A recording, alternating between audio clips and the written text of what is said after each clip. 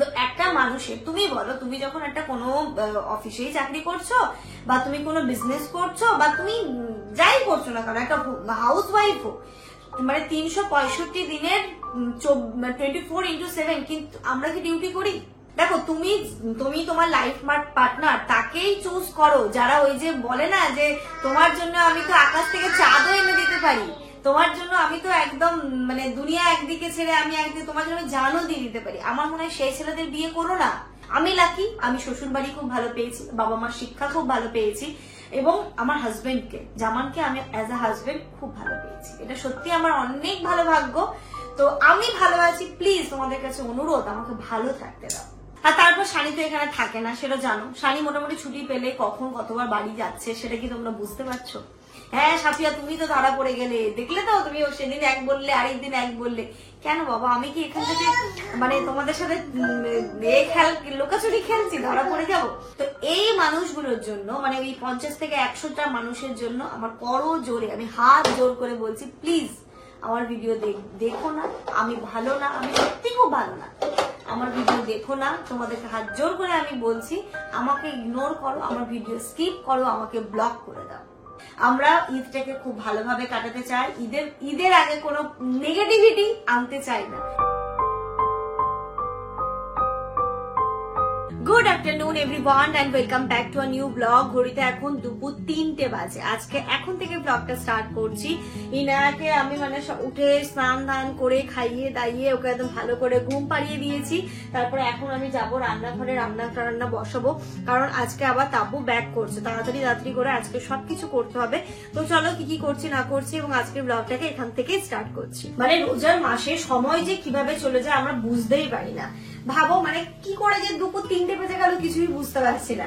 তো দেখো আমি এখানটাতে ইফতারের জন্য, যেহেতু ইফতার করে বেরোবে আর রাতের খাবারটা প্যাক করে দেবো। ওর শিয়ালদা থেকে ট্রেন হচ্ছে 9:15-তে, তো ডিনার করে যেতে পারবে না। এখান থেকে 7টার দিকে তো বেরোতেই হবে, 7টার সময় ইফতার করে খাওয়াও তো যায় না।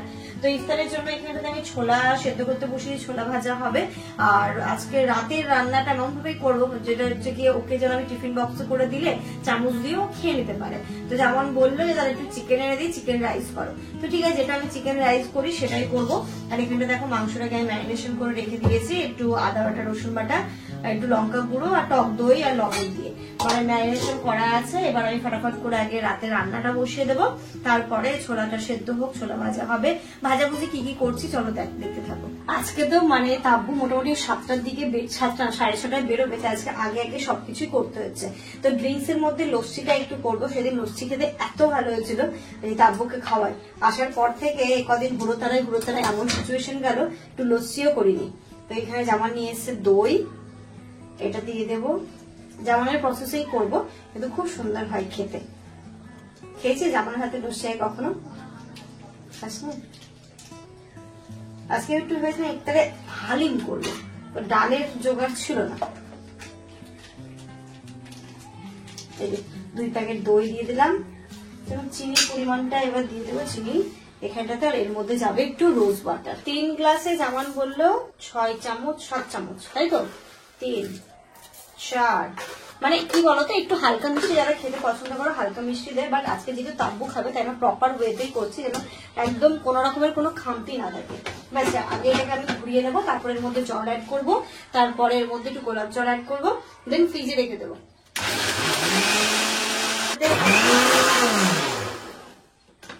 চলো ঘুরিয়ে নিয়েছি, একদম খুব বেশি জল এতে যাবে না, অল্প একটু জল দেবো। আর দেবো রোজ ওয়াটার। রোজ ওয়াটারটা দিলে না খুব সুন্দর একটা ফ্রেগনেন্স আসে, যেটা দিয়ে খেতে খুব ভালো লাগে, পুরো দোকান ভাইবস দেয়। খুব বেশি না, জাস্ট ওই 2-3 ড্রপস এরকম। এখানটাতে রেডি করছি চিকেন রাইসটা। আজকে যেমন ভাবে করি তোমরা রেসিপি জানো, এটাকে নতুন করে বলার আর কিছু নেই। তো এখানটাতে আমি প্রথমে দেখো যেভাবে মাংসটা কষিয়ে নিয়েছি, তারপরে চাল দিয়েও একটু ভালো করে কষাচ্ছি। স্মেল খুব সুন্দর এসেছে। চালটা যতক্ষণ একটুখানি ট্রান্সপারেন্ট হয়ে আসে, একটু হোয়াইট টাইপের হয়ে আসে না, ততক্ষণ একটুখানি কষিয়ে নেবো। তো বেশ ভালো করে আমার এটাকে কষানো হয়ে গেছে। এর মধ্যে যতটা পরিমাণে চাল, ঠিক তার ডাবল পরিমাণের পানি দিতে হবে। তো আমি এখানটাতে 2-3 গ্লাস মতো দিয়ে রেখেছি চাল, তো সেক্ষেত্রে এখানটাতে আমি 6 গ্লাস মতো জল দেবো। তো সেটা এখানে মেজারমেন্ট করে রেখেছি। এখানে দেখো এর মধ্যে এবার জল পড়ে গেছে, এটা এবার আস্তে আস্তে হতে থাক, আমি এবার ঢাকনা দিয়ে দেবো। আর এখানটাতে তাব্বু বসে ফলটা কেটে দিল। তো এবার ফলগুলোকে এক্ষুনি যেহেতু লাগবে না, ফ্রিজে রেখে দেবো, শুধু বাকি আছে তরমুজটা আর গুড় বাতাসাটা ভিজাতে দেবো। তারপরে এদিকে ভাজা করবো, একটু পেঁয়াজি করব, আর একটু ভাবছি ওই আলুরি, ঠিক না ওটাকে আমি বলেছিলাম আলুরি, বাট তোমরা ওটাকে কারেকশন করেছো, কি বেশ ওটাকে বলে আলু ফুলুরি নাকি একটা বলে, তো সেটাই রেডি করবো। তরমুজটা কাটতে বললে? হ্যাঁ তরমুজ আমাদের কাটা তোমার পছন্দ হয় না, তাই না আমরা কি কিনবো। তরমুজ সত্যি কাটতে পারো না? বাবা সাতটা রান্না করে এখন সংসার করে নিলাম, আর এখন বলছো তরমুজ কাটতে পারি না।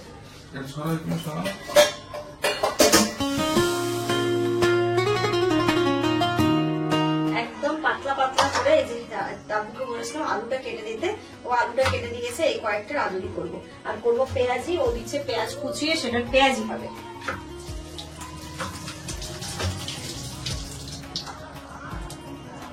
কেমন লাগছে আমার নতুন ট্রাইপড? আমার তো মনে হচ্ছে সেই লাগে না আকাশ থেকে দেখতে ওই রকম লাগছে।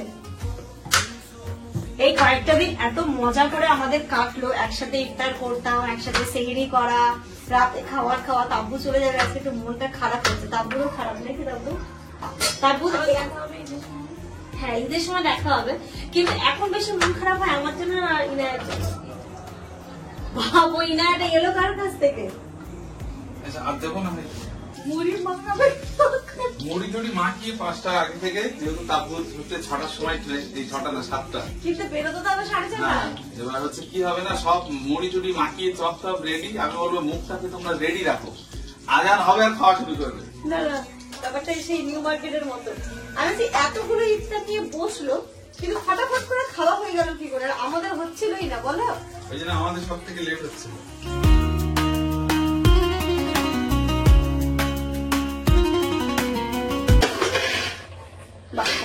এসেছে, আস্তে আস্তে হোক।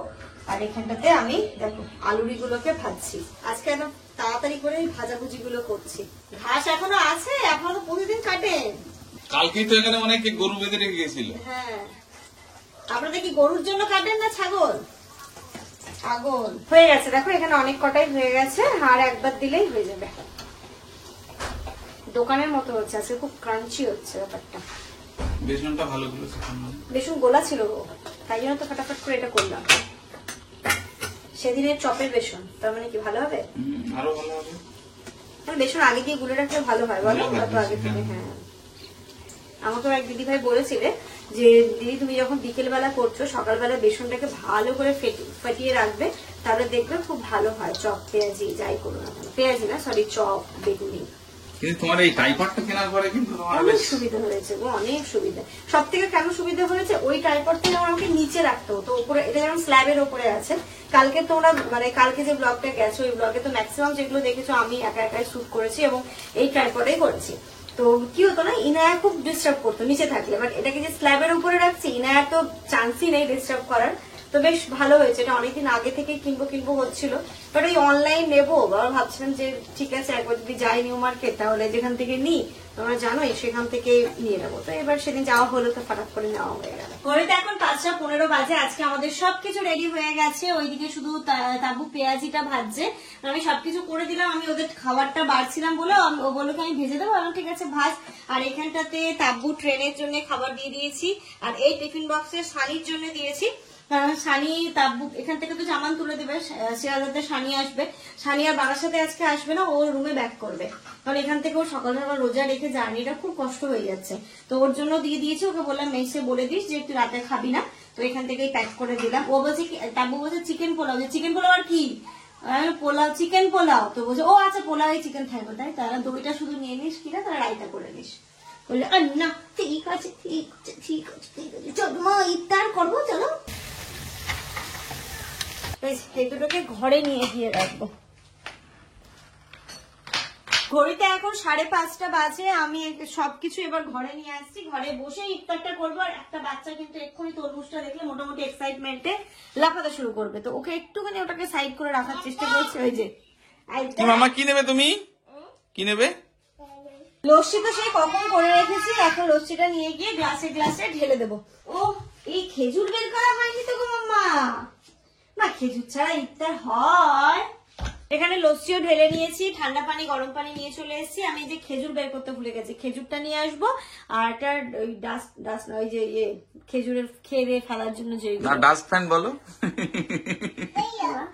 মামা কি ভুলভাল বকছে দেখো, রোজা রয়েছে তো ইফতারের আগে ভুল বকা শুরু করে দিয়েছে। ইফতারের আর মিনিট 10 বাকি, এক্ষুনি আমাকে জামানের ফোন এসেছিল, একটা পার্সেল আসছে, তাও আবার পেড পার্সেল। আমি তো ভাবছি আমি তো কিছু এখন অর্ডার করিনি, আসার মতো কিছু নেই। তো বললো যে না আপনার পেড করা আছে, বুঝতে পারছি না কি আছে। কি জানে ইনুরই কিছু হবে, কেউ পাঠিয়েছে কিছু।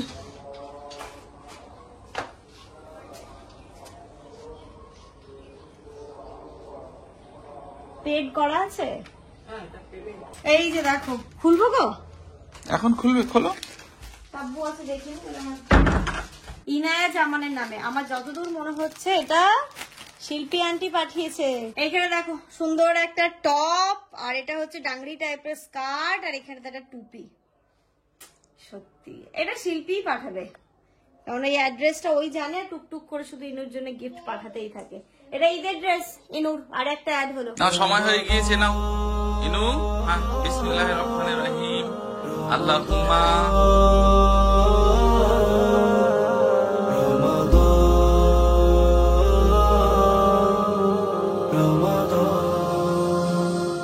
রমাদান রমাদান রমাদান, মুমিনের দ্বারে এলো রমাদান।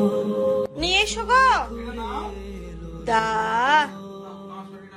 ও পাপা পাপা আল্লাহ করছিল। ও থ্যাংক ইউ মা, থ্যাংক ইউ। শুনেছিলে পাপা? ওয়ালাইকুম আসসালাম। আমি যাও তো মামা, কি করছে পাপা, দেখে এসো তো। ওই যে পাপা পাপা। ঘড়িতে এখন 6:20 বাজে। নামাজ পড়ে আগে তাব্বুকে খেতে দিয়ে দিয়েছি। আর তাব্বু আজকে মুড়ি খাস না, তুই তাহলে একটু করে ভাত খেয়ে যা। যখন ওটা লেট নাইট খাবি, 12টা-1টার দিকে খাবি, তাহলে আর সেভি করার প্রয়োজন হবে না। তাই জন্য ওকে রাইসই দিয়ে দিয়েছে। কেমন হয়েছে তাব্বু? টেস্ট ভালো। ঘড়িতে এখন 6:40 বাজে। তাব্বু রেডি তো হয়ে গেছে, সবকিছু। জামানোকে যাবে কাজীপাড়া স্টেশন তুলে দিতে, আর ওই থেকে তো সানিয়ে আসবার। এই যে একটাকে দেখো কোলে উঠে বসে আছে। চলো মামার সাথে, চলো যাবে চলো যাবে। দেখো আপ করে দাও। চলে যাচ্ছি। একটা মামনিকে হাম্পি দিয়ে দাও। দাও তো মা, একটা আপ দাও মা। এই গালে দিয়ে দাও, এই গালে এই দিয়ে দাও মা। আমাকে না, আমাকে না, ওই যে দাও, এই সাইডে মামনিকে দিয়ে দাও। দাও মা, দাও এদিকে আপ দাও। বলে বাবলে টাটা করে দাও। এ, আমাকে না, মামনিকে টাটা করে দাও। মামনিকে টাটা করে দাও। তাই তো, মামনিকে দাদা করে দাও। আমার কোলে শুয়ে যাবে, তুমি তো এক্ষুনি কান্নাকাটি করবে। চলো আমরা ঘরে যাই। না না, ওই রাস্তা পর্যন্ত চলো। আচ্ছা চলো। ও যাবে আর আমার হচ্ছে প্যালপিটেশন। স্কুটি না, আরো সামনে আসো। জায়গা আছে। হ্যাঁ টাটা টাটা। যাও। এক্ষুনি আমার আবার ঘুরতে যাবো, ইনুকে কিন্তু হ্যাঁ হ্যাঁ হ্যাঁ হ্যাঁ, ওকে রেডি করে রাখছি। মামনিকে রেখে আসি, তারপরে ওকে নিয়ে যাবো। হ্যাঁ যাও। টাটা টাটা, সাবধানে যাস। তারপর ফোন নিয়েছিস তো? জামান তো চলে গেল দেখলেই, তাব্বুকে রাখতে। তারপর ইনু একটুখানি ক্র্যাঙ্কি হয়ে গেছিল, তো ওকে নিয়ে এসে ওকে একটু আস্তে আস্তে করে বোঝালাম, ওর সাথে একটু খেললাম, খেলাধুলো করে চলে এসেছি রান্নাঘরে। রান্নাঘরে ইফতারের পরে যে বাসনগুলো ছিল সেগুলোকে এখন মেজে নেবো। দেখো এগুলো সব ক্লিন এগুলো সব ক্লিন করবো, কাঁচের গ্লাসগুলোকে ক্লিন করবো। জামান আস্তে আস্তে এই কাজগুলোকে সেরে রাখি। তারপরে আমাদেরকে আজকে বেরোতেই হবে, তার কারণ হচ্ছে আমি বলছি তোমাদেরকে রিজনটা। আর সব এইগুলোকে তাড়াতাড়ি করে রেখে নিই, কারণ রাতের রান্না সমস্তটাই কমপ্লিট হচ্ছে, কিছু করার নেই। আর কাঁচের গ্লাসগুলো না আমি কখনো আপন ভরসায় রাখি না। ইফতারের পর প্রত্যেক দিন এটা আমার একটা ডিউটি করে নেওয়া। এটা নাও মামা, নাই না এটা নাও। একটা শিয়ালদা দিন না।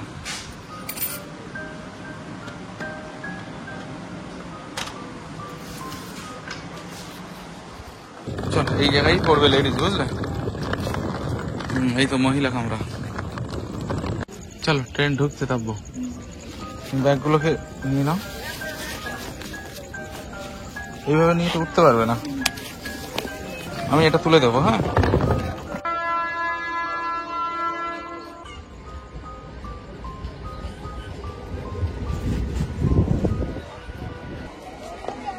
এই ভিতরটাই চলে যাবে। হ্যাঁ, এই দিকটাই যাবে। ঠিক আছে, যাও, টাটা।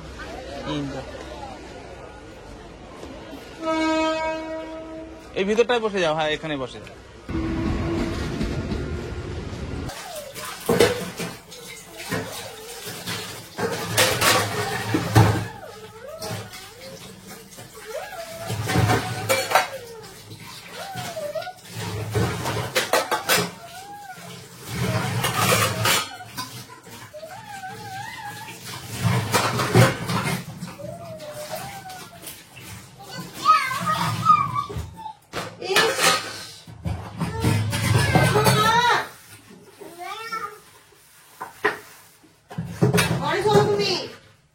ঘড়িতে এখন 8টা বাজে, জামাল তো চলে এসেছে। ততক্ষণে দেখলে আমি সমস্ত কিছু করে ইনুকে রেডি করেছি, আমিও রেডি হয়েছি। চলো চলো, লাইট জ্বলুক নাকি ভেতরে। এবার আমরা এখন যাব সোজা, এই লাইটটা বন্ধ করে দাও সাবি, শ্রীনিকেতন যাবো। এই কোথায় কোথায় যাচ্ছি, চলো, অনেকগুলো কাজ আছে। আমরা চলে এসেছি বাজার কলকাতায় নিউ বর্ন বেবির জন্য ড্রেস দেখছি। কারণ তোমরা কি জানো, সুখবরটা জানো না? সেটা কালকেই বলবো। কালকেই বলবো। একটা নতুন মেম্বার এসেছে আমাদের মাঝে, তো তার জন্য কিছু ড্রেস দেখছি। এইগুলো দেখছি, বলো একদম নরম আছে, ভালো। হ্যাঁ বুঝে চলেছে, ওগুলো নেবো। হ্যাঁ, এগুলো খুব সফট, এই গরমে পরাতেও পারবে। হ্যাঁ হ্যাঁ হ্যাঁ, খুলে দিন, খুলে দিন। হ্যাঁ খুলে দিন। এগুলো ভালো লাগছে কিন্তু, খুব সুন্দর লাগছে, নিউ বর্ন বেবির জন্য একদম ঠিক আছে। চলো এখান থেকে নিয়ে নাও। হ্যাঁ হ্যাঁ, চলো ধরো সাথে। চলো, ও বিলটা দাও।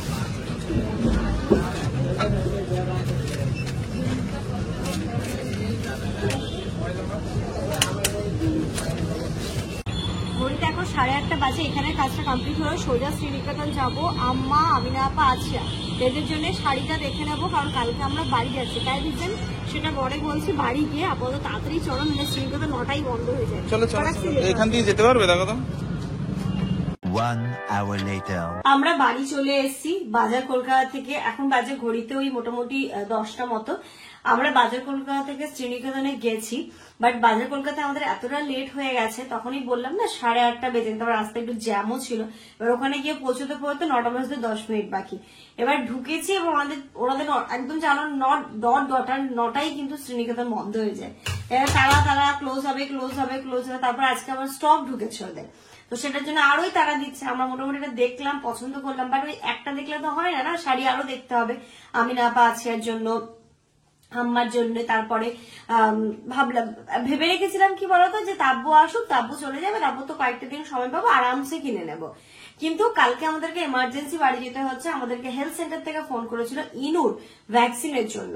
ইনুর মেবি ওটা 1.5 বছরের ভ্যাকসিন, কিন্তু ওর তো 15 মাস কমতে হোক, একটু 19-20 নিশ্চয়ই হয়, তো কত মাসে এক্স্যাক্টলি জানি না। আমাকে বললো যে ভ্যাকসিন আছে 20 তারিখ, তো সেটার জন্য আমাদেরকে কালকে এমার্জেন্সি বাড়ি যেতে হচ্ছে। আমরা বাড়ি যখন যাবো তাহলে আজকে একটু তাড়াতাড়ি করে দেখেই নি, যে বাড়ি গেলে সবার জন্য জিনিসগুলো নিয়ে যাওয়া হতো।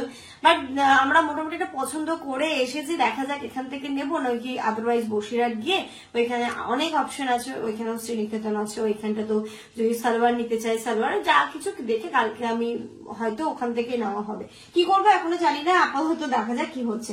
এখানে এসে ইনুর জন্য ভাতটা গরম করে নিলাম, যে ইনায়াকে দেবো ভাত, আর ইনুর জন্য একদম চিকেনের পাতলা ঝোল করেছিলাম, দেখতেই পাচ্ছ একদম টালটালে ঝোল। এটা দিয়ে ওকে খাওয়াবো। আর আমাদের এখানে খাবারটা গরম করতে দিয়ে দিয়েছি, এই যে চিকেন রাইসটা, যে খেতে খুব টেস্টি হয়েছে। আমি একটু খেলাম এখন, মানে বলে না রোজা রেখে তুমি যদি কোনো কিছু করছো সেটা সত্যি টেস্ট হবে। কি বলবো আর ইনুকে, ওর দুষ্টুমিতেই না আমাদের দিন কেটে যায়, মানে কিছু ওর অ্যাক্টিভিটি গুলো দেখতে, ওর পেছন পেছন ঘুরতে টুরতে দিন কেটে যায়, খুব ভালো লাগে। তো যাই হোক, আজকে ব্লগটা আমি এন্ড করবো, তার আগে তোমাদের সাথে কয়েকটা কথা শেয়ার করতে এলাম, যে কথাগুলো না বলে আর থাকতে পারছি না। আমার মনে হলো এই কথাগুলো বলা উচিত, কারণ এই কয়েকদিন ধরে কন্টিনিউয়াসলি তোমরা এটাকে নিয়ে একটা, মানে কি বলবো, নিজেদের মনের মধ্যেই একটা অনেক বড় জিনিস তৈরি করে নিয়েছো, এবং নিজেদের মনেই তোমরা গেস করে নিয়েছো, এটা থেকে এটা হতে পারে, ওটা থেকে এটা হতে পারে, এই নিয়ে অনেক টাইপের কমেন্টও আসছে। তো প্রত্যেককে এক এক করে রিপ্লাই দেওয়াটা সম্ভব নয়, তাই ভাবলাম কি আজকে ব্লগটা এন্ড করার আগে তোমাদের সাথে কয়েকটা কথা শেয়ার করি। আর যেটা বলার, যে কথাগুলো কিন্তু সবার জন্য নয়। যদি আমাদের ব্লগে 20,000 ভিউ হয়, তো তাদের মধ্যে 50 জনের উদ্দেশ্যে আমার কথাগুলো, যারা এই কমেন্ট গুলো করছো। বাকি কিন্তু বাকিদের উদ্দেশ্যে কখনোই নয়, কারণ তারা আমাদের শুভাকাঙ্ক্ষী, তারা আমাদের ভীষণ ভালোবাসে। এবং এই এফেক্টটা আমরা তো দেখতেই পাই, যখন বাইরে বেরোচ্ছি তখন ইনায়াকে তোমরা ছুটে এসে আদর করছো, ইনায়াকে ভালোবাসা দিচ্ছ। বিশেষ করে এই রোজার মাসটাতে আরো বেশি বোঝা যায়, যখনই বাইরে যাচ্ছি সবাই মোটামুটি শপিং করতে বেরোচ্ছে, সবার সাথে প্রতিদিনই সবার সাথে কারোর না কারোর সাথে দেখা হয়ই হয়। তো এরকম ভাবে চলছে, তখন মনে হয় কিনা সত্যি আমাদেরকে ভালোবাসার মানুষগুলো কিন্তু অনেক।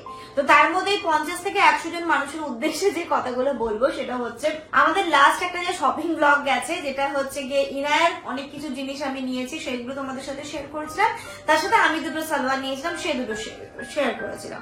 তো সেখানটাতে আমি একটা কথা বলেছিলাম যে আমি হচ্ছে সবসময় তো জামানকে দেখে অর্ডার করি না, আমি আমার মতো করে অর্ডার করি। হয়তো জামান যখন ঘুমিয়ে যায় বা যখন জামান, মানে এই কথাটাই বেশি করে বলেছিলাম জামান যখন ঘুমিয়ে যায় তখন আমি অর্ডার করি। তো সেই জায়গায় মোটামুটি কিছু মানুষ, মানে আমি কি বলবো জানি না, যে ব্লগের খুদ দেখার জন্য বসে থাকো যে কোন জায়গাটা সাফিয়া মানে আগের কথার সাথে এই কথাটাতে মিল নেই, ওই জায়গাটা ধরে আমি একটা কমেন্ট করব। ঠিক আছে, দেখো একটা মানুষ, তোমরা বলেছো একজন তো একদম ডিরেক্ট বলেছো, হাই ফ্রিল্যান্সার জামানদা, কি হলো তোমার ফ্রিল্যান্সিং, তুমি তো রাতে নাকি ঘুমিয়েই পড়ো। আচ্ছা, ফ্রিল্যান্সার মানেটা কি? ফ্রিল্যান্সিং যে করে মানেটা কি? যে ফ্রিলি ভাবে কাজ করতে পারে সেটাই। তাহলে তো জামান যদি সেরকম একদম ধরা বাঁধা টাইম থাকতো, এই টাইম থেকে এই টাইমে কাজ করতেই হবে, তাহলে তো সে অফিসে যেত, যেটা ও লকডাউনের আগেও যেত এবং বিয়ের পরেও কিছুদিন গেছে। তো সেটা যেহেতু ওটা কন্টিনিউ করতে পারছে না, ফ্রিলি কাজ করবে। ওরা প্রজেক্ট ওয়ার্ক ধরে, ওদের একটা গ্রুপ আছে, তো ওদের নিজেদের সময় মতো করে কাজগুলো করে সেটাকে সাবমিট করে। হ্যাঁ, তো এটারও একটা সিস্টেম আছে। তো একটা মানুষের, তুমি বলো, তুমি যখন একটা কোনো অফিসেই চাকরি করছো বা তুমি কোনো বিজনেস করছো বা তুমি যাই করছো না কেন, একটা হাউস ওয়াইফও, মানে 365 দিনের 24x7 কিন্তু আমরা কি ডিউটি করি? বা কোনো একটা মানুষ 365 দিনে 365 দিনে কি তার ডিউটি থাকে? তার কি ছুটি বলে কোনো জিনিস নেই? আর আমি কি 365 দিনে 365 দিনে কি জিনিস অর্ডারই করতে থাকি অনলাইন? মানে সে ফ্রিল্যান্সিং করে, সে রাত্রিবেলা কি কোনোদিনই ঘুমাবে না? নাকি তার মনের কোনো অধিকারই নেই? আমাকে একটু বলে বোঝাও তো তোমাদের এই কথাগুলোর মানে। নাকি তোমরা শুধুমাত্র বসে থাকো যে কোন কথাটা সাফিয়া ভুল বললো সেটাকে ধরবো, ধরে আমরা মোটামুটি একটা কন্ট্রোভার্সি তৈরি করবো? কেন বাবা? আমি তোমাদের কাছে আমার রিকোয়েস্ট যে তোমাদের ভালো লাগছে না, হতে পারে কোনো মানুষকে তার প্রতিটা অ্যাক্টিভিটি ভালো নাই লাগতে পারে, হাত জোর করে আমার অনুরোধ, তোমরা ভিডিও দেখো না, স্কিপ করে যাও, আমাকে ব্লক করে দাও, এত কিছু অপশন আছে, তাতে কি হয়েছে? নাই লাগতে পারে ভালো, তার মানে এনে যে ভিডিও দেখে একটা লাইনকে বের করব, করে ফটাকসে কমেন্ট করবো। আরে বাবা, যদি বাই প্রফেশন আমরা এটাকে বেছে নিই বা আমি এটা করছি, এমন তো না অসৎ পথে ইনকাম করছি, আমি একদম সৎ পথে ইনকাম করছি। ঠিক আছে, আমি কারোর বাড়ি চুরি করতে যাচ্ছি না বা কিছু করছি না, বা আমাদের এই যে একটা চলছে, আমরা যে দুটো মানুষ এত হার্ড ওয়ার্ক করি, আমার তো মনে হয় এটা দেখে তোমাদের আরো এনকারেজ করা উচিত যে একটা ছেলে একটা মেয়ে, এই বয়সের একটা ছেলে একটা মেয়ে, তারা এত বাইরে থাকে, তারা এত পরিশ্রম করছে এবং নিজের উপার্জনের টাকায়, অবশ্যই আল্লাহর রহমত না থাকলে সম্ভব হতো না, একে একে আমরা স্টেপ বাই স্টেপ এগোচ্ছি। তোমরা জেনে থাকবে আমাদের বিয়ের পরপর দুটো বছরেই আমরা মোটামুটি 2020 না 2021 আমরা একটা ল্যান্ড প্রপার্টি কিনলাম, আবার 2022 কিনলাম। হ্যাঁ, আবার একটা আমি বলছি না এক্ষুনি, সেটা তোমরা আশা করছি বুঝতে পারবে। হ্যাঁ, এইখানটাতে আমরা ধরো দুজনেই অক্লান্ত পরিশ্রম করি, কারণ একজনের ইনকামে না সংসারটা সত্যি চলে না। তোমরা তো বুঝতেই পারছো আজকালের যা যুগ পড়েছে, যে একজন ইনকাম করলে যে এত স্মুথলি চলবে। তারপর দেখো, আমাদের তো শুধু বারাসাত বলে না, বসিরহাটের বাড়িতেও কিন্তু সমস্তটা ম্যানেজ করতে হয়। তো যখন এই দুটো সংসারকে একসাথে ম্যানেজ করতে হয়, তাহলে তো তখন একজনের ইনকামে না সম্ভব হয়ে ওঠে না গো। তাই জন্য আমরা দুজনে যখন, একটা ছেলে একটা মেয়ে এত হার্ডওয়ার্ক করছে একটা বাচ্চাকে নিয়ে, আমার তো মনে হয় এটাতে তোমাদের এনকারেজ করা উচিত, নাকি শুধু ওই একটা মানুষকে বলছে ও কিছু করে না, ও বেকার, ও বউয়ের পেছন পেছন করে। আচ্ছা, বউয়ের পেছন পেছনই তো ঘুরছে, এটা তো ভালো জিনিস যে বউয়ের পেছন পেছনই ঘুরছে।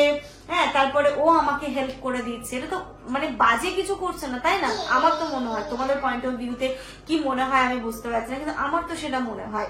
আর এর সাথে সাথে আরো একটা কথা বলি, আমার ব্যক্তিগত মতামত থেকে তোমাদেরকে এই কথাগুলো শেয়ার করছি। দেখো, তুমি তোমার লাইফ পার্টনার তাকেই চুজ করো যারা ওই যে বলে না যে তোমার জন্য আমি তো আকাশ থেকে চাঁদও এনে দিতে পারি, তোমার জন্য আমি তো একদম মানে দুনিয়া একদিকে ছেড়ে আমি একদিকে তোমার জন্য জানও দিয়ে দিতে পারি। আমার মনে হয় সেই ছেলেদের বিয়ে করো না, বা সেই ছেলেদেরকে তুমি তোমার লাইফ পার্টনার করো না।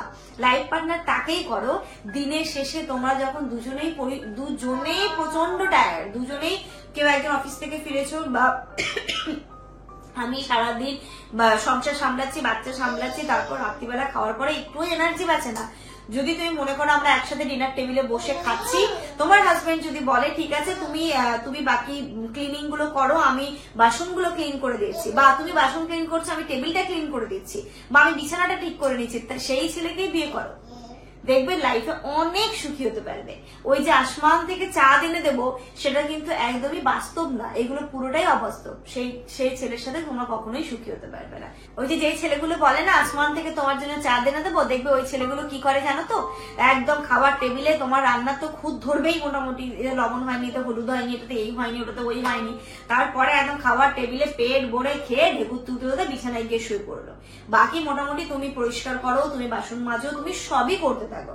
হ্যাঁ, তোমার মানে তুমি যে একটা মানুষ, তোমারও যে পরিশ্রম হচ্ছে সেটাকে কোনো গুরুত্বই দেয় না। আমার মনে হয় সেই ছেলেগুলোকে লাইফ পার্টনার করা উচিতই নয়। আমি লাকি, আমি শ্বশুর বাড়ি খুব ভালো পেয়েছি, বাবা মার শিক্ষা খুব ভালো পেয়েছি, এবং আমার হাজবেন্ডকে জামানকে আমি অ্যাজ আ হাজবেন্ড খুব ভালো পেয়েছি। এটা সত্যি আমার অনেক ভালো ভাগ্য। তো আমি ভালো আছি, প্লিজ তোমাদের কাছে অনুরোধ আমাকে ভালো থাকতে দাও, ঠিক আছে? আমি আমার যে রোজগার করছি যে পথে, আমি তোমাদের কাছে হাত পাততে চাই না। আর ব্যাপারটা কি হয়, নেগেটিভ কমেন্ট গুলো তারাই করে আমার মনে হয় যারা তাদের লাইফের সাথে আমার লাইফটাকে মেলাতে গিয়ে যখন দেখে এই জায়গাটাতে মিল নেই, তখনই সাফিয়া ভালো না, সাফিয়ার এটা ঠিক না, সাফিয়ার ওটা ঠিক না, সাফিয়ার এটা ভুল, সাফিয়ার ওটা ভুল, ও মানুষই না, ও মানে যায় না, তাই তোমরা বলো। এই কথাটা বলতে গিয়ে আমি বলি একটা কথা, যে আমরা যেদিন ওই নিউ মার্কেট যাচ্ছিলাম, পেছনে আমি, জামান আর তাবু বসেছিলাম, সামনে সানি বসেছিল। এটা নিয়েও হাজার একটা মন্তব্য, তারা একসাথে থাকে না, তাদেরকে তোমরা এক জায়গায় বসতে না দিয়ে তোমরা দুজনে চিপকি করে বসলে। আরে বাবা, কেন? আমাদের মধ্যে সম্পর্কটা কেমন সেটা আমার মনে হয় এই 20 মিনিটের ব্লগে কখনোই বোঝানো যায় না, ঠিক আছে? যে ও কেন সামনে বসলো, আমরা কেন পিছনে বসলাম, এটা নিয়ে অনেক সমস্যা। কি হয়, সানিকে কেন সামনে বসতে হয় জানো? কারণ সানি লম্বা, ঠিক আছে? ওর পাটা পেছনে বসলে গুটিয়ে থাকে। এবার ও যখনই আমরা ক্যাবে যাই, দেখবে ম্যাক্সিমাম টাইম সানি সামনে বসে, কারণ সিটটাকে পেছনে করে বসতে সুবিধা হয়। ভাবো, এই জিনিসগুলো নিশ্চয় কখনো বলার বিষয় নয়। তাই জন্য সানি সবসময় সামনে বসে, জামান পেছনে বসে। মানে কি বলবো, মানে এগুলো বলতেও কেমন একটা লাগে। তো এটা একটা বিষয় গেল। তারপরে হ্যাঁ, তোমরা আবার বলো যে আমি মাথায় কাপড় দিই না, হ্যাঁ ঘরে মাথায় কাপড় দিচ্ছি, বাইরে গেলে মাথায় কাপড় দিচ্ছি না। হ্যাঁ, এটা যার যার পার্সোনাল ব্যাপার। আবার তোমরা অনেকে বলো হ্যাঁ আমি তো মিক্সড কালচারের মানুষ। হ্যাঁ, আমি মিক্সড কালচারের মানুষ, মানে আমাকে তাচ্ছিল্য করে জানাই তাই বলো। কে তার লাইফটাকে কেমন ভাবে লিড করবে, তো আমার মনে হয় এই বিষয়ে এতটা জাস্টিফাই করাটা আমার মনে হয় না তোমাদের উচিত। যাই হোক, এটা গেল। তারপরে হচ্ছে গিয়ে তুমি এতগুলো রোজা তোমরা এখানে কাটিয়ে নিলে, হ্যাঁ একবারও শ্বশুর শাশুড়ির সাথে থাকলে না। দেখো মানে কি বলবো, এটাকে নিয়েও আমি মানে কি বলবো, আমরা দেখেছো বসিরহাটের বাড়িতে তো থাকি সবসময়, হ্যাঁ এখানটাতে আমরা আছি, তার মানে এই নয় রোজা শেষ হয়ে যায়নি আমরা বাড়ি যাবো না। আরে বাবা মাটা তো আমাদের, শ্বশুর শাশুড়িটা আমার, সেটা জামানের বাবা মা, তাদের ভালো রাখার দায়িত্ব, তাদেরকে সুখে রাখার দায়িত্ব, তাদেরকে হাসি খুশি রাখার দায়িত্ব কিন্তু সম্পূর্ণটাই আমাদের। তো ওনারা কোনটাতে ভালো থাকেন। দেখো আমি হয়তো এমন করলাম, ধরো আমাদের রোজগার যত সামান্য, খুব সামান্য, জামান একা রোজগার করছে, যেটা দিয়ে হচ্ছে গিয়ে বউ বাচ্চা সামলাতে হচ্ছে, বাবা মা সামলাতে হচ্ছে। হ্যাঁ, তো সেটা করতে গিয়ে দেখা গেছে বাবা মাকেও খুব ভালোভাবে রাখতে পারছে না, বউ বাচ্চাকেও ভালোভাবে রাখতে পারছে না। আর এখানটাতে থেকে কি হচ্ছে, আমাদের রোজগারটা বেশি হচ্ছে, সেক্ষেত্রে হচ্ছে গিয়ে জামান বাবা মাকে আরো ভালোভাবে রাখতে পারছে এবং বউ বাচ্চাকেও খুব ভালোভাবে রাখতে পারছে। তো সেটাই তো ভালো, মানে বাবা মার কাছে থেকে ওই যৎ সামান্য দিয়ে, তার থেকে তো ভালো না একটু দূরে আছি, আমরা যাচ্ছি, আমরা সবই কি ওনাদের সমস্ত দায়িত্বটা আমাদের ওপর, শুধু আমাদের ওপর না, ওনার 2 ছেলে আছে, তো 2 জনের ওপরে। তো সেক্ষেত্রে বাবা মাকে তো আরো ভালো রাখা, তাদের লাইফটাকে তো আরো অনেকটা ভালো রাখা যাচ্ছে। কারণ আব্বা মা একটা সময় এত কষ্ট করেছে, সে স্ট্রাগলের টাইমটা যদি তোমাদেরকে কখনো শেয়ার করি তোমাদের চোখ দিয়ে জল পড়বে। তো সেই জায়গায় ওনার 2 ছেলে এখন খুব ভালো জায়গায় আছেন এবং এটাতে উনি কিন্তু খুশি যে আমার 2 ছেলে আমার থেকে দূরে আছে, বাট আমাদের কোনো দিক থেকে অভাব দিচ্ছে না, কোনো দিক থেকে কোনো অভাব দিচ্ছে না। ওরা তো ওনারা খুব হ্যাপি আছেন। হ্যাঁ, আমরা তো যাই, ওরাও আসে, আমরাও যাই, সমস্তটা ঠিক আছে। এবার সবকিছু তো ব্লগে তুলে ধরাটা যায় না, না এটা তো তোমরা বুঝতে পারো, বলো এগুলো তো মানে সবকিছু বলে বলে বলে বলে বোঝানো যায় না। এবং কি বলতো, তোমরা ওই যে জাস্ট কিছু দেখলে এবং সেটাকে নিয়ে মোটামুটি একটা কন্ট্রোভার্সি তৈরি করে দাও। তারপরে যেটা কথা বলে আমি ব্লগটা এন্ড করবো, ওইখানে নিউ মার্কেটে বসে যখন আমরা ইফতার করছিলাম, তো তাব্বু প্রথমে বসেছে, তারপর জামান, আমি আর এই পাশে শাড়ি, জাস্ট আমরা রাউন্ড করে বসেছিলাম। আর জানো ইনায়া, সেটা ইনায়া বলে না, সবারই ভাগ্নের প্রতি বা ভাগ্নার প্রতি মামার একটা অন্য রকমের টান থাকে। আয়ান আফ্রিদকে দেখেছো তো, মানে নিজের বাবা মার কাছে যতটা না কমফোর্টেবল হয় জামানের কাছে তার থেকে বেশি, মানে এত মজা করে, এত আনন্দ করে। হয়তো মানে আয়ানকে আমি দেখেছি যতটা বাবা মার সাথে কথা শেয়ার করে জামানের সাথে বেশি করে মামার সাথে। তো এটা স্বাভাবিক। ইনায়া মোটামুটি শানিকে তাব্বুকে পেলে আমাদেরকেও চেনে না, মানে এই কদিন যে তাব্বু থাকলো আমার কাছে খুব কম টাইম থাকলো, শুধু খাইয়ে দিলাম, স্নান করিয়ে দিলাম, বাকি মানে ড্রেস চেঞ্জ করা, হিসু করা সবই তাব্বুর কাছে করলো। তো শানি তাব্বুর কাছে, এমন তো না যে আমরা অনেক দূরে বসেছি, শানিকে আমি ইনায়াকে নিয়ে অনেক দূরে পাঠিয়ে দিয়েছি। দেখো এটা একটা ফ্যামিলি বন্ডিং, তা না হলে কিন্তু ফ্যামিলি তৈরি হয় না। ফ্যামিলির একে অপরের সাথে যে একটা সুন্দর সম্পর্ক, একটা সুন্দর সুসম্পর্ক, হ্যাঁ এটা তো মানে এটা ফ্যামিলির মধ্যে এগুলো থাকা উচিত। আর সানিয়া তাব্বু ওদের রিলেশনটা কেমন, ওরা দূরে থাকে।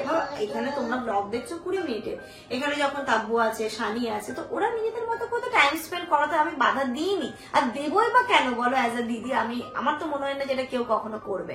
আর তারপর সানি তো এখানে থাকে না, সেটা জানো। সানি মোটামুটি ছুটি পেলে কখন কতবার বাড়ি যাচ্ছে সেটা কি তোমরা বুঝতে পারছো? তাহলে কি করে মানে বলবে বা কি করে তোমরা বুঝবে? আমি ব্লগ করছি, আমার পয়েন্ট অফ ভিউ গুলো দেখছো, আমার সাইডটা দেখছো, বাকি মানুষগুলোর সাইড তো তোমরা দেখতে পাচ্ছ না। ব্লগের পরেও ব্যাক ক্যামেরা বা ক্যামেরার পেছনে তো অনেক কিছু হয়ে থাকে। যাই হোক, এটা তো একটা গেলই। এবার বলি, আমি আর নেগেটিভ কথা বলবো না, এগুলোকে দূরে সরিয়ে দাও। যারা আমাদেরকে ভালোবাসো, আমাদের শুভাকাঙ্ক্ষী, আমাদেরকে প্রচন্ড ভাবে ভালোবাসো, তাদের জন্য তোমরা বলবে যে দিদি তুমি কেন নেগেটিভ কথার উত্তর দাও, কেন তুমি এই কথাগুলো বলতে গেলে ওরা বলবে, হ্যাঁ ওরা বলবে, কিন্তু কি বলতো, যারা এই কথাগুলো বলে, এই যে এই নেগেটিভ ব্যক্তিগুলো যারা এই কথাগুলো বলে, তারা মনে করে কি যে ও সাফিয়া তো ধরা পড়ে গেছে, ও চুরি করেছে, সাফিয়া তো চুরি করেছে, ধরা পড়ে গেছে, মানে এমন ভাবে কমেন্ট গুলো আসছে। হ্যাঁ সাফিয়া তুমি তো ধরা পড়ে গেলে, দেখলে তো তুমি সেদিন এক বললে, আরেকদিন এক বললে। কেন বাবা, আমি কি এখান থেকে মানে তোমাদের সাথে লোকাচুরি খেলছি, ধরা পড়ে যাবো?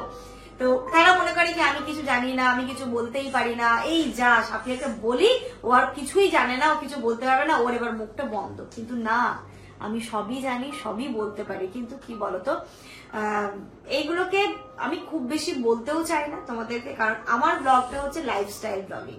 আমি সারা দিনে কি করছি, আমি আমার পরিবারকে নিয়ে কেমন ভাবে থাকছি, আমি কি করছি, কারণ আমার ব্লগ দেখে অনেকেই আছে জানো তো, অনেকেই আছে যারা মোটিভেটেড হয়, যারা কাজ করার এনার্জি পায়, আমাকে পার্সোনালি মেসেজ করে, ফোন করে, দেখা হয়, কমেন্টও বলে যে তোমার কাজগুলোকে দেখে না সত্যি আমাদেরও কাজ করার এনার্জি আসে। এর সাথে সাথে আরেকটা কথা বলি, আমাদের সাথে কথা হয়েছিল কিছুদিন আগে এক দিদি ভাই, ওই দিদি ভাই বলছে জানো তুমি আমার মেডিসিন যে সাপিদি তোমাকে যে যা বলে বলুক, তুমি ওইগুলোকে মানে একদমই রিপ্লাই করবে না, কারণ তুমি আমার মেডিসিনের মতো কাজ করো।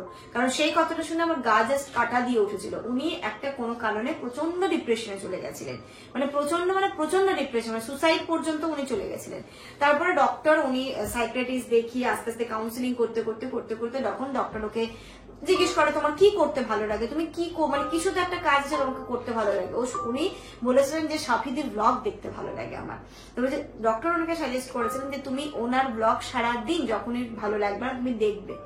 তো আজকে উনি আমাকে ফোন করে বলেন যে সাফিদি তোমার জন্য আমি সুস্থ হয়ে উঠেছি, ডক্টরের এই সাজেশন নিয়ে, তোমাদেরকে দেখে, তোমার এই পুরো পরিবারকে দেখে, তোমাকে দেখে আমি এখন পুরো সুস্থ, আমি ডিপ্রেশন কাটিয়ে উঠে সুস্থ স্বাভাবিক হয়ে গেছি। তো তখন সত্যি মনে হয় যে কিছু না কিছু তোমাদের জন্য হয়তো কোথাও গিয়ে কিছু একটু করতে পেরেছি, তাই তোমাদের মনে এতটা জায়গা করে নিতে পেরেছি। তো ঠিক এই মানুষগুলোর জন্য যারা আমাকে এতটা ভালোবাসো, এতটা সাপোর্ট করো, তাদের জন্যই আমি এই ব্লগিংটা এত মানে সুন্দরভাবে চেষ্টা করি তোমাদের তোমাদেরকে তুলে ধরার, ফ্যামিলি বন্ডিংটাকে ভালোভাবে চেষ্টা করি তোমাদের সামনে তুলে ধরার, খুব ভালোভাবে রিপ্রেজেন্ট করার চেষ্টা করি ব্লগগুলোকে, এবং আমার এই পরিশ্রম শুধুমাত্র সেই মানুষগুলোর জন্য। আর এই যে বললাম এদিকে নেগেটিভ কিছু মানুষ আছে যেগুলো হচ্ছে গিয়ে আমার এই কথাগুলোর পরিপ্রেক্ষিতে আবার বলবে, তো এই মানুষগুলোর জন্য মানে ওই 50 থেকে 100টা মানুষের জন্য আমার জোরে আমি হাত জোর করে বলছি, প্লিজ আমার ভিডিও দেখো না, আমি ভালো না, আমি সত্যি খুব ভালো না, আমার ভিডিও দেখো না, তোমাদেরকে হাত জোর করে আমি বলছি, আমাকে ইগনোর করো, আমার ভিডিও স্কিপ করো, আমাকে ব্লক করে দাও, ব্যাস। চলো আমি আর কিছু বলবো না, আজকের ব্লগটা এই পর্যন্তই রাখছি। তোমরা সবাই খুব ভালো থেকো, সুস্থ থেকো, আমাদের সবার জন্য অনেক অনেক অনেক দোয়া করো, তার কারণ সামনে আসছে ঈদ মানেই হচ্ছে আনন্দের উৎসব। আমরা ঈদটাকে খুব ভালোভাবে কাটাতে চাই, ঈদের আগে কোনো নেগেটিভিটি আনতে চাই না, পজিটিভ কথা, সুন্দর ব্লগ।